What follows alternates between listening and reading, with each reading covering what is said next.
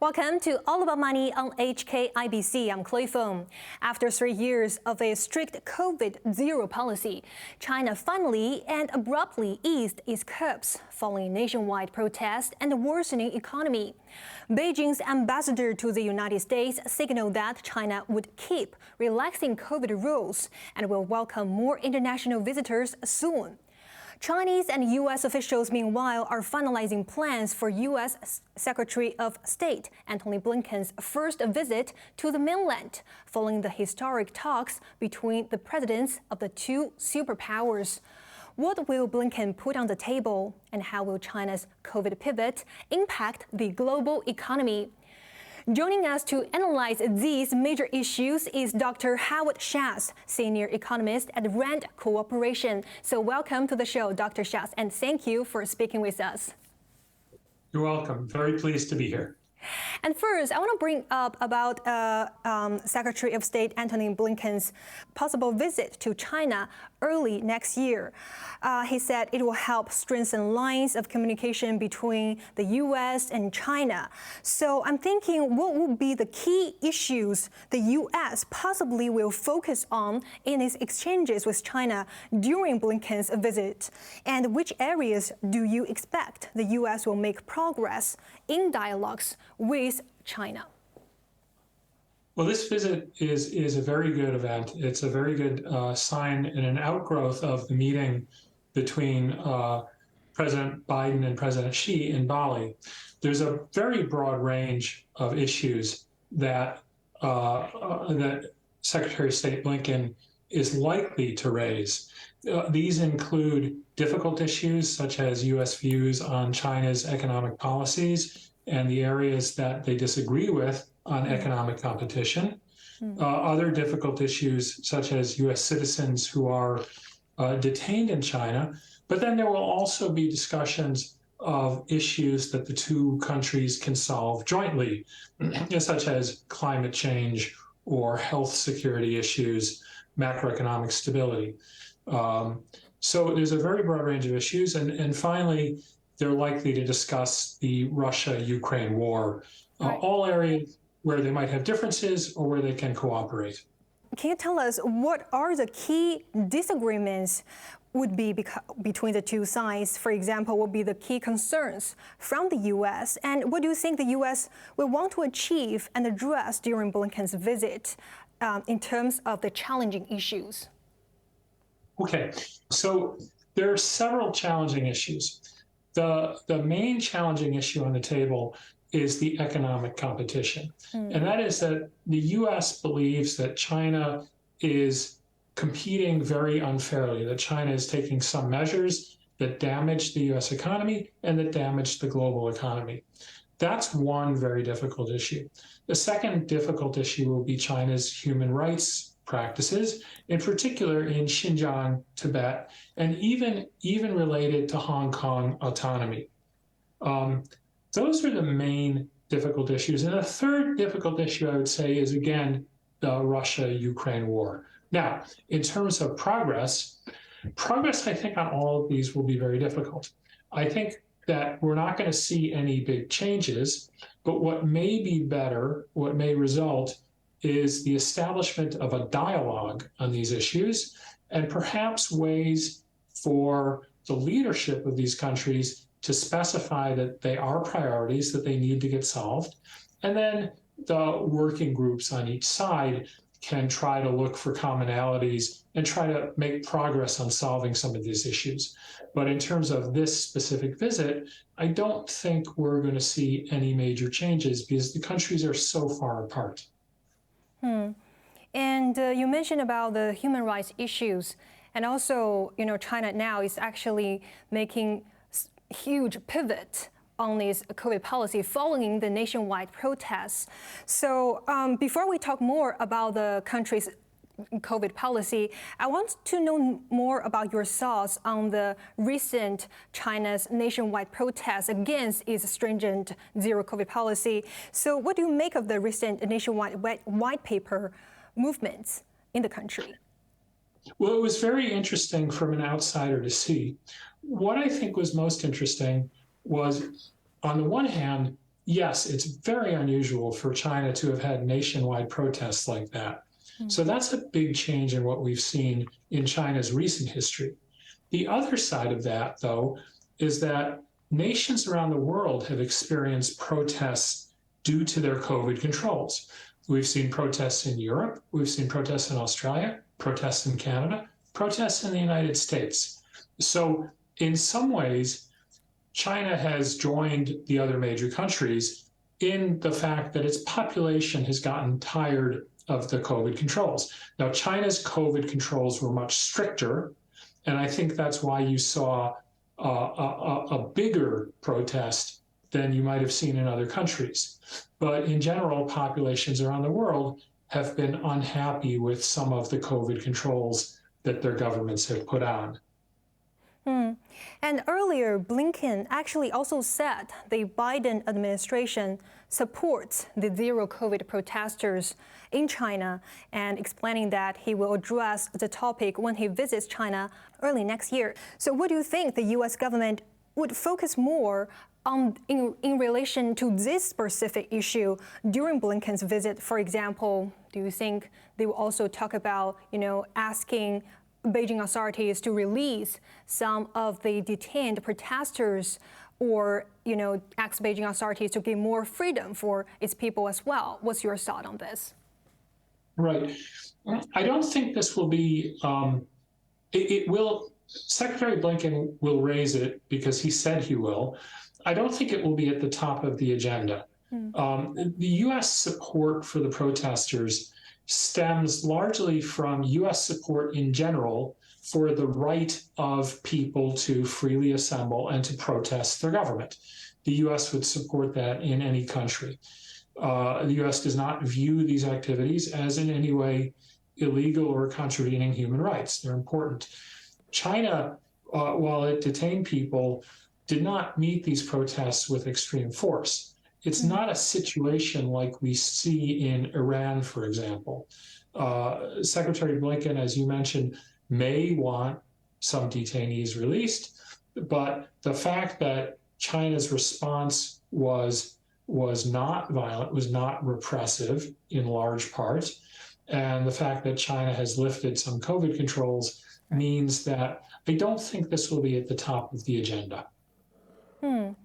Yeah, and also, in some way, we can say that, people's protests worked at some level, because after this protest, Beijing then indeed relaxed its COVID curbs in responding to those demands. But I'm thinking from the U.S. side, how would you assess the U.S. government's response to China's, COVID protests so far? I mean, compared with the previous, for example, the human rights issues in Xinjiang, this time, would you say that the U.S. response is a bit more restrained as well? Yeah, that's a good question. The U.S. response is more restrained because, I think because of the way China responded. And the U.S. response is more restrained because I think it was assessed that a stronger U.S. response would not necessarily help the protesters. And in every case like this, whether it's China or any other country, the United States has to assess if it becomes more vocal, if it is higher profile, will people then view it as the United States causing the trouble rather than something really indigenous to the population? And I think this protest movement came from within China. It wasn't an issue of foreign powers or external influences causing this. It was the population themselves. So in this case, a stronger U.S. involvement would not necessarily have helped these protesters and could have created problems, could have given the central government, the Chinese government, an excuse to respond more harshly. So the U.S. was more restrained because China was more restrained, and because these protests were really energized from within, and U.S. involvement would not necessarily have been a positive help, other than to voice support for the right of people to protest government policies. Right.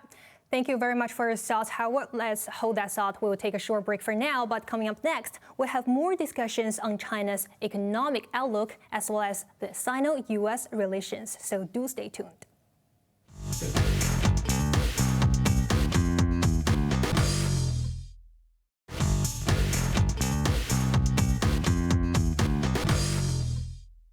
Welcome back to the second half of All About Money on HKIBC. I'm Clay Fong. Joining us today is Dr. Howard Shatz, senior economist at RAND Cooperation, an American nonprofit global policy think tank. We'll talk more about China's COVID policy pivot, as well as how it will impact the global economy. So thank you for speaking with us, Dr. Shatz. And earlier, we have talked about the country's nationwide protests and how it impacted its zero COVID policy in China. And now I want to focus more on the economic side. Earlier, the Treasury Secretary Janet Yellen also said at a news conference during the annual meetings of the International Monetary Fund and the World Bank in Washington that she was open to visit China as she seeks to deepen economic engagement with Beijing after the leaders of the world's two largest economies met last month in G20 summit. So I'm thinking, do you think the economic engagement could also be put on the table during the U.S. officials' visit to China next year? Yes. I think economic issues are at the heart of the disagreements, but they're also at the heart of the cooperative relationship of China and the United States. This is a very complex relationship, one that may be the most complex in the world, at least as well as in recent memory, in recent history. And the issue is that the United States and China have some very deep economic disagreements, but at the same time, the economies are very intertwined. The economies benefit a great deal from their economic relations.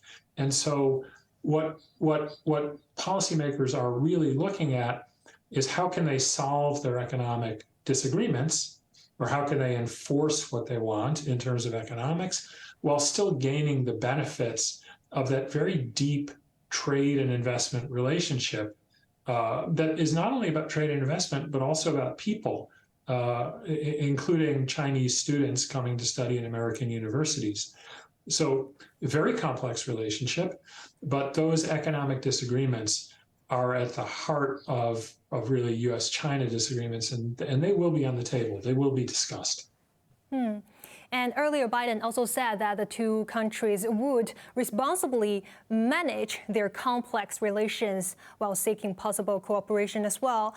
And also in terms of, China's recent huge pivot on COVID policy, it now has eased stringent zero COVID measures, although officials did not really admit that they're, switching away from the zero COVID policy.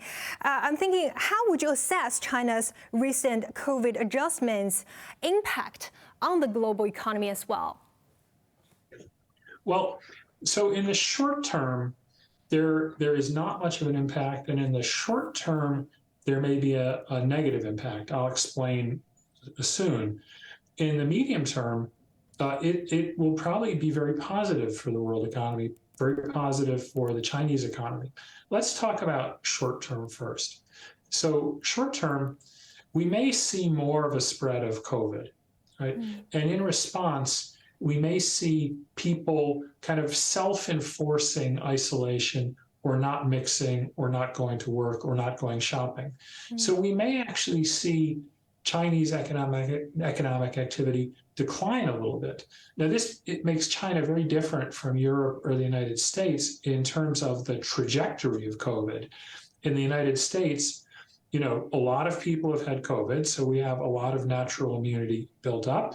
As well, there's been widespread distribution of the mRNA vaccines, as well as a more traditional Johnson & Johnson vaccine, and now another type of vaccine. So vaccine take-up in the United States and Europe has been very high, which has made the consequences of the disease very mild.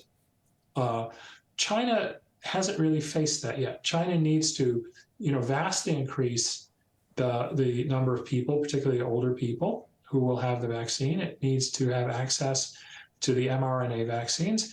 But once this happens, right, once we get more people vaccinated, once more natural immunity develops, then a more open Chinese economy can start functioning normally.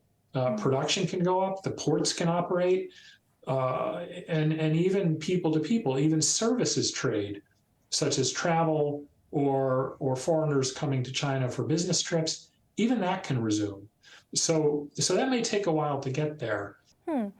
And another issue would probably about the foreign companies' operation in China. You know, during the past 3 years, with the strict zero COVID policy, we have already seen many China-based foreign companies, you know, have exited China due to these strict rules, and some of them relocated their office to other regions. For example, relocated their offices in Singapore, their factories in some other Southeast Asia countries. And Apple is also said to have accelerated their plans to diversify its supply chains elsewhere in Asia, in Vietnam, or in India. Following the Foxconn factory production disruption in China due to the COVID rules, we know that the Foxconn factory is a top supplier for Apple as well. So if, for example, China could, you know, further relax its COVID rules or possibly see a reopening next year, many economists are signaling that, speculating that probably it will open after March, after its 2 sessions. So if that really happens, do you think those, you know, foreign companies could probably return to China to operate? What's your view on that? Yeah, that's a great question. So I think to answer that question, it's important to realize that it wasn't just the COVID policies. There are 2 issues. Number one, it wasn't just the COVID policies that were leading to unhappiness by the foreign businesses. The second issue is firms were not necessarily exiting China. And I'll explain both of those. So the COVID policies were one of several policies that led firms to look elsewhere.